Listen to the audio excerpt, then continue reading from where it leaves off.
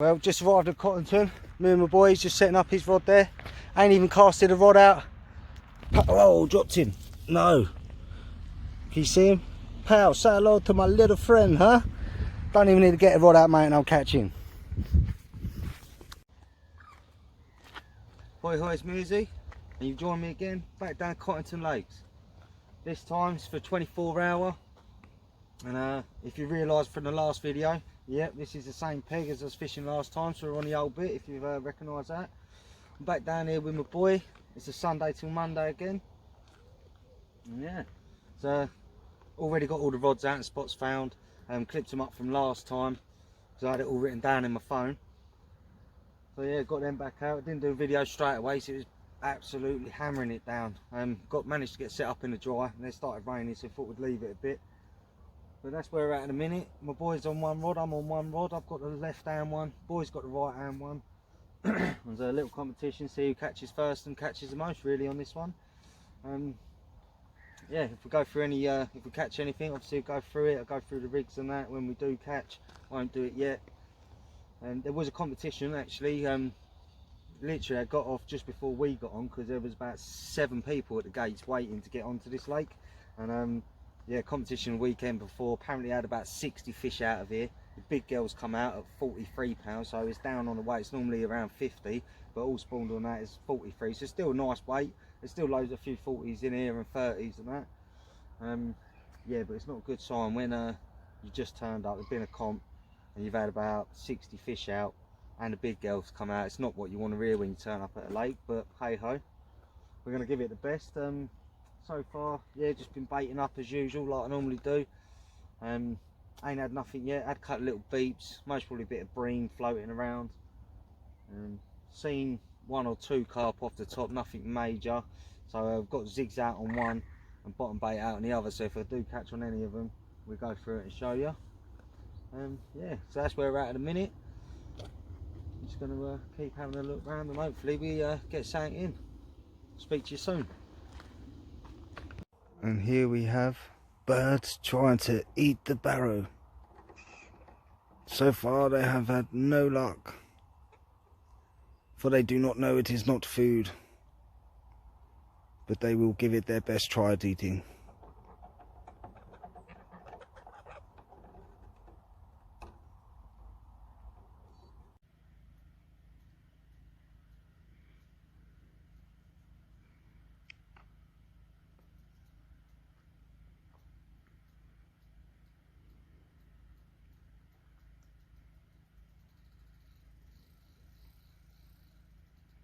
Alright, no, just leave it. Well, here we are. Our first carp of the trip. Nice mirror. It's about 24 pounds. Just weighed her up. It's been treated. Absolutely beautiful. Like I say, it's 2 o'clock in the morning. This one's shot off on a bottom bait. Yeah, that's it really. Lovely towel. I'll show you the rigs in the morning. This is one side, getting some pictures. We'll do the other side in a minute.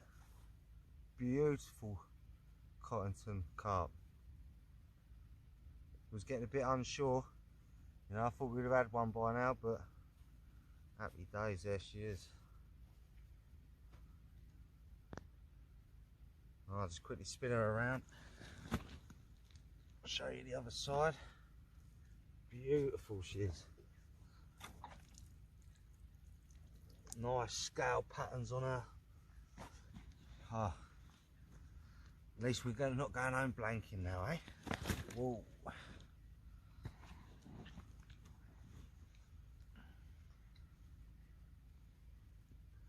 Hey, there we go. There is a bit of damage to this side of the mouth. I'm not sure if you can see it in the photos. We have used the carp care, we've sprayed it. We've looked after the carp as best as possible, ready for the next person. Yeah, absolutely buzzing. Over the moon. One and go with it. Zig or whatever. Alright, you record him? Yeah. Alright, let's go and put her back, eh? Happy days. Alright. Alright, really, mate. See if we can get her going back into her lane.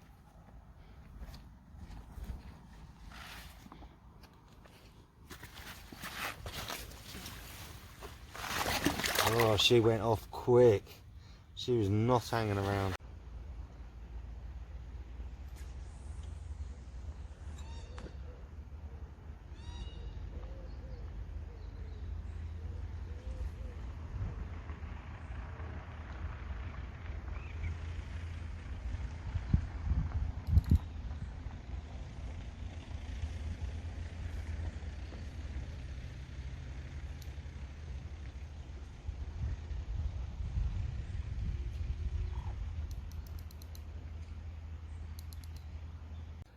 Oh no.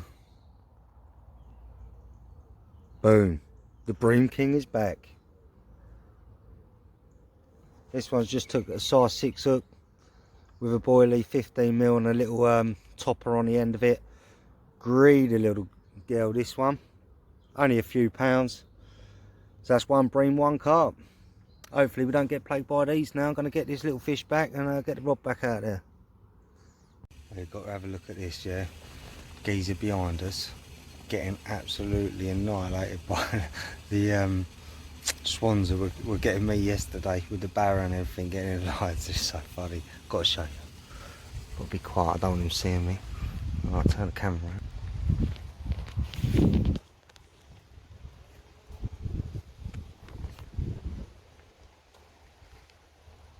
He's getting abused, look.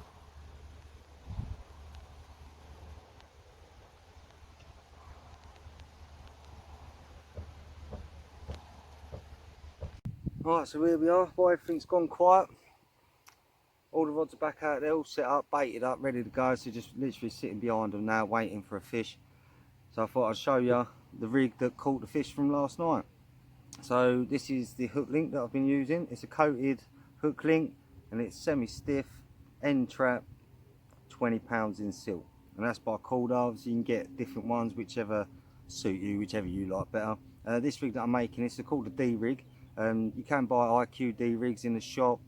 They're made of fluorocarbon, slightly different material. I prefer to use this stuff. It just doesn't let me down, you know. I haven't had no pulls or snaps on this, so yeah, that's why I'm sticking to this stuff when I make my rigs. So first off, get your hook link, get about 10 inches of it, cut it off. So now we've got your hook link there, it's about 10 inches. I'm going to take about 4 or 5, nearly half of it. I'm going to strip that coating off. I use my teeth. You can buy tools and that to do it, but teeth and cheap and cheerful. So now, as you can see, you've got 2 bits there, like look, 2 different colours. That's the bit I've stripped, and that's the bit obviously that was already coated. Get the end that you stripped off, get your tag end, get your chosen hook. Now I use well, not all the time, but most of the time, a size 6 wide gape micro barb, if you're allowed to use micro barb. That's a 6 wide gape micro barb there. So you just get your eye of the hook, get your thread or your hook link, put it through the eye, pinch the hook with your hand, and then you're left with 2 bits coming out of the eye. So you get your tag end, and literally it's called a half blood knot, if anyone knows. Just whip it round, I don't know, 5, 6 times. So that's once, twice, 3, 4. I'm just going to do it 4 times now, it doesn't really matter. So you've whipped it round itself on the other line 4 times, and then you get your tag end and you put that through the loop that's against the eye. So there'll be a loop there, and then what happens is it creates another loop. So you've gone through the first loop, creates another one, and then you get the tag end and go through that loop as well, and just pull that out. So that's gone through both loops now. It's gone through 2, and this is a half blood. And when you're doing these, or tying any knots, what you want to do is just wet the knot before you pull it tight. So you don't get no line burn, no friction, and it doesn't snap. It's less likely to snap when you get a fish or you're pulling something with it. Yeah, so you wet it, just pull it down. I'll bite the tag end. Put it nice and hard.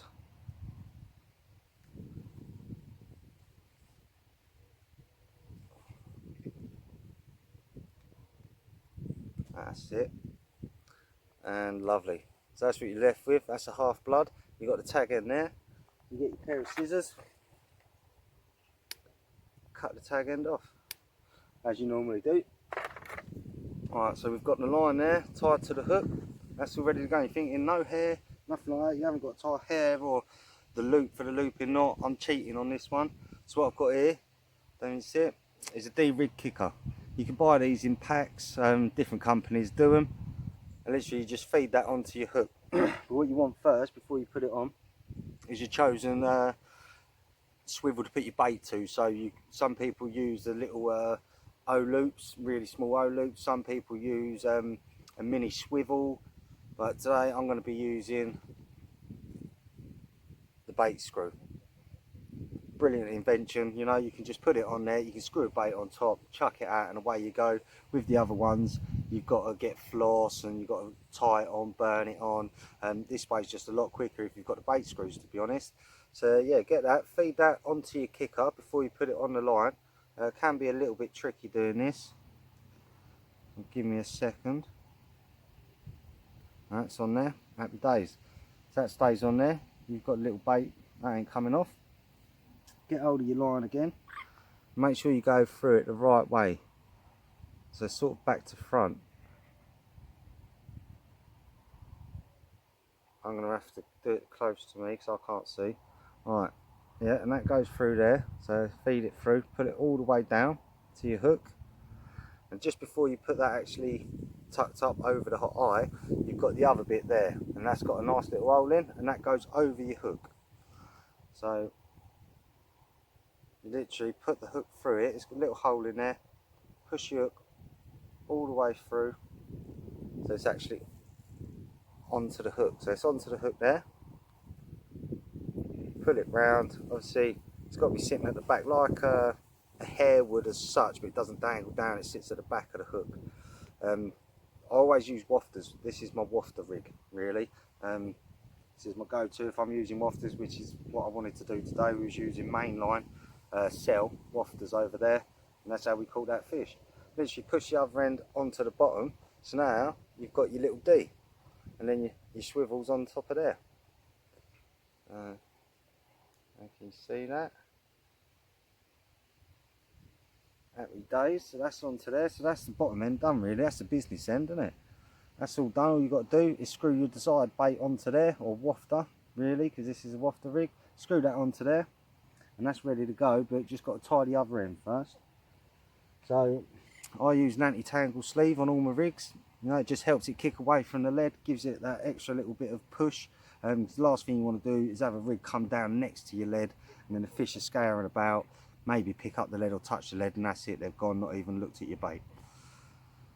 Yeah, so you get your anti-tangle sleeve, feed that on. Once that comes out the other end, all you do is do the figure of 8 knot or loop knot. Literally, so you fold it up so you've got one loop back on itself, then create another loop with the two ends. So you've got that there. Then this end here will come through that loop that you've created. Always wet it, nice and tight. Happy days. Right, so you just made your knot, your loop, cut your tag end off. Always remember to cut that off. Always remember to pull your rig nice and tight as well, so you know that when a fish is going to pull on it, you're not going to get any slippage of the knot or anything like that, which is perfect. So that's it, you've got your little loop there, and then you get your anti-tangle sleeve and just push it up. You might be thinking, why ain't he got a swivel on there? How's he going to attach that to his line? Well, what I normally do is I use, bear with me a sec, so I use, don't know if you can see yet, quick change swivel. So literally, you see obviously the little loop there, and there's a little gap. When that's obviously tied to your line, you get hold of your other end, which is here. Push that on, so it's on there already. It's clipped on, and then because you've got your anti-tangle sleeve down here, what you do is you just push that all the way up. So then you've got your swivel, and then the actual clip with the gap is underneath the anti-tangle sleeve. And then voila, attach your bait and attach it to your rod, you're ready to go. that is the rig that we caught off today, and that caught us a 24-pound mirror and a couple of bream as well, but we'll try and forget about that, won't we? Anyway, yeah, hope that helps, peeps. That's it. Don't forget your quick change swivels, no matter what rigs you're using, so much easier. I've just pulled the anti-tangle sleeve there, you know, clipped it, bang, that's it. You're ready to put another rig on there. I could already have another one set up, clip it straight on, I'm back out within a couple of minutes, not even that. It's the best and quickest way to do it, really. I'll say that's the D-rig. Yeah, any questions on it, just give us a comment in the comment box and I'll try and help you out if I can. If you need any guidance on how to tie it a bit more, I'll explain it a bit more in depth. And I tried to out here, but it's hard with the, I'm using a phone camera. Yeah, but that's doing the damage at the minute. Alright, I'm going to have a little look around, see what's going on, see if we can spot any fish. And I'll catch up with you in a bit. Well, that's it now. I've come to the end of the session. We've had one carp and a few bream. Obviously I've showed you the carp and bream, so it's not too bad. We haven't blanked, we thought we might have had more, but as you can see I've got the old top off. I'm sweating out, it's hot. We're going home an hour early. There's no chance of us catching a fish within the next hour, so we've packed up. The boys there just finishing the rest of it. I'm going to get the van and that's it, load up, get home, eh? Yeah, that's it really. Hope everyone's enjoyed it. Until next time I'm on the bank, peace out, tight lines. Speak to you all soon.